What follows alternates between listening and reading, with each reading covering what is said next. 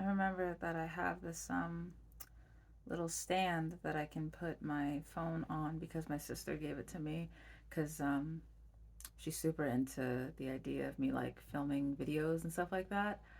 Um, she's offered to edit my videos.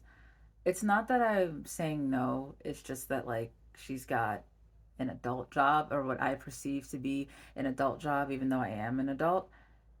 And like I teach, so it's not like I don't have an adult job. I just, she's busier than me. She's busy. Peño, the next book in the Wizenard series. We are slowly but surely working our way to the last one of this particular book set. There's two more after this. Yep.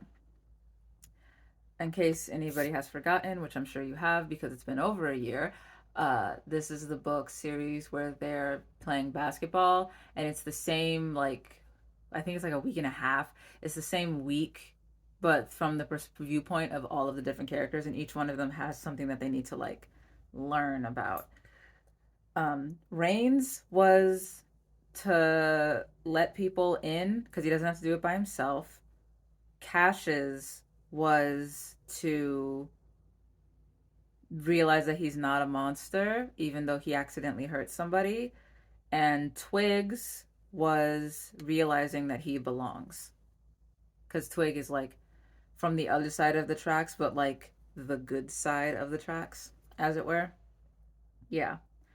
Um, Apparently, the team is also like 15 players, but the only ones that we get really are the ones whose names are on the spine of the book. So that's weird. Peño's question for this one is what does it mean to lead and what is hiding in the darkness? Lab and Peño are brothers, by the way. Yeah. Peño's vision is of him disappearing and no one noticing it, which that's sad. Like life is going on without him and he's upset about it. Yeah. Their mom, Lab and Peño's mom, I believe, passed away. And Peño has been cooking and trying to clean and being like an older brother for, not an older brother, but like also like a parental figure because their dad is like working and Lab and Peño, I got the impression that they were home on their own a lot of the time. So, yeah, Peño is afraid of the team despite needing it because uh like he wants to be a leader but it's hard because also he's been pushed into being the leader position in his home, which isn't great. uh Lab doesn't believe it's magic also. Peño kind of does, but Lab doesn't, which can you blame him?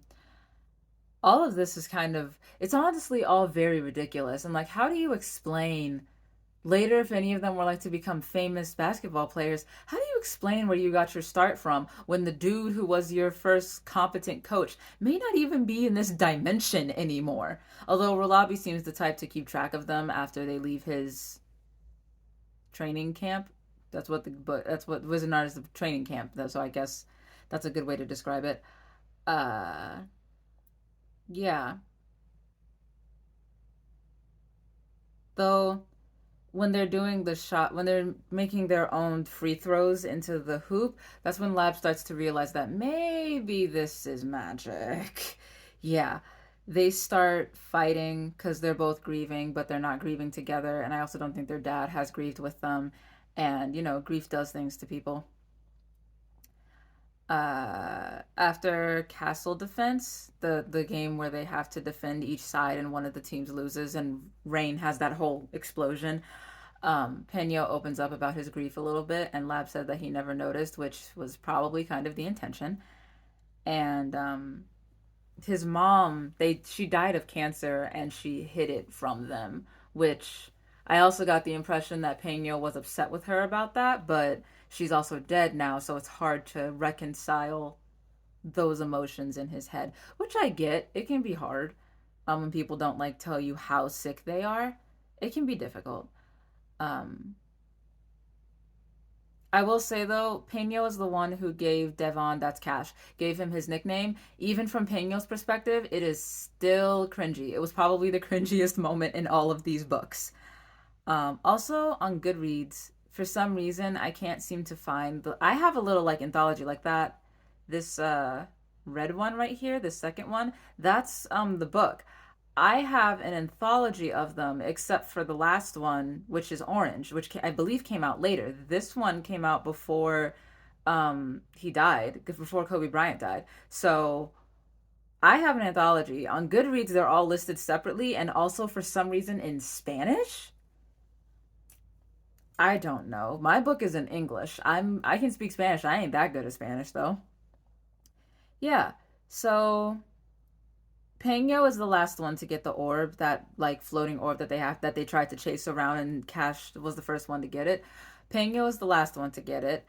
The fear is for him is being left behind by his teammates because his mom was the first one he lost ever. It was the first like grief that he really felt, and he's scared that he won't be able to keep up and that he won't be good enough, and it sucks. um, but you can't. Rolabi's lesson for him is basically that you can't race the world because you'll lose yourself, you'll lose the race, you'll lose everything. You also can't put other people on high pedestals like that. Putting people on a high pedestal, especially if they're your parents, is only going to lead to disappointment because your parents are human too and they make mistakes. They make mistakes with you, they make mistakes in their own life. Parents are human too and deserve to be treated as such. Yeah. These books, I feel like this was the one that helped me feel like these books are appropriate even for adults. Like some of the lessons in them are things that I find some adults don't even understand. You can't expect perfection out of people, but then not do it for yourself because then you will be constantly disappointed with yourself. That's number one. You can't think that others are perfect while also not thinking that you are perfect because you're just going that's a recipe for anxiety and depression. You can't make other people in your head these perfect beings, but then yourself, you don't feel that way and you feel like you're not as good as these other people. Number two, and I know I sounded a little bit rude with the parental thing there because I also had to learn that because when you're a little kid, you can't help it. Your parents seem invincible when you're a little kid. Most people, their first grief is generally going to be like a pet or a grandparent, not usually their parent. And for Peño and Lab, that was the first time that they had ever lost somebody, and it happened to be their mother, which is not an easy thing to deal with. But you can't put people on a pedestal to the point where you can't recognize that they also have faults and also are human and deserve to be treated as such. Parents are going to make mistakes because they're still people. Your development as a human being does not stop just because now you're a parent. Um and it sucks. It really does suck to realize that, but I think that's a good lesson for kids to learn. I think there are some adults who need that lesson, and everybody grieves differently. Do not counsel people on how they choose to grieve. Yeah. Um, Hang on. Also, I feel like maybe this is also why I struggle with other books like Game of Thrones that are written from other people's perspectives because it's the same timeline moving forward constantly. We're not getting the same events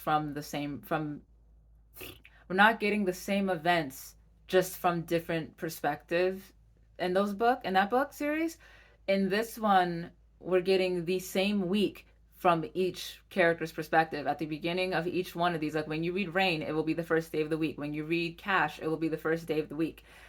And I think that makes this really nice because like I know I take too long to read these books, but one of the advantages of taking too long to read these books is that some of the details for the others are kind of murky, and these books show how trapped in our own little worlds we can get, and I think that's nice. Um, it's the same week, but it's all from so many different perspectives.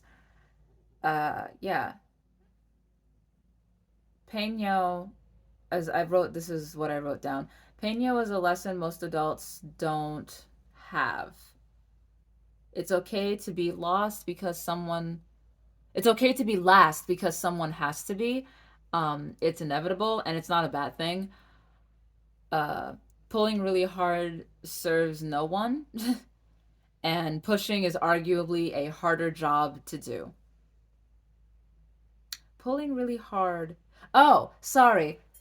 Rewind, take that back. What that sentence says is pulling really hard when no one is pushing is not helpful. And arguably, pushing is even harder because when you're pushing, there may not be somebody else pulling. Like if you're in a team, somebody's got to push and somebody's got to pull because that's how stuff gets done. It's how families work too. Um, Yeah, I also am of the belief that that was how I got hired at my first college job because when everybody else was, we had an activity to do where we had to put something together. Everyone else was trying to guess and put things places. I held the shape down to make sure that we all agreed on what was happening. And then when that wasn't what they wanted to do, I moved my hands and they moved the pieces. And then when they put them down, I would hold them in their spot because someone needs to do that. Not everybody is a decision maker. It's okay to not be a decision maker. You just can't let yourself get walked all over because you're not a decision maker. Yeah. I really like these books. I think that they are well written and I think that they are age appropriate.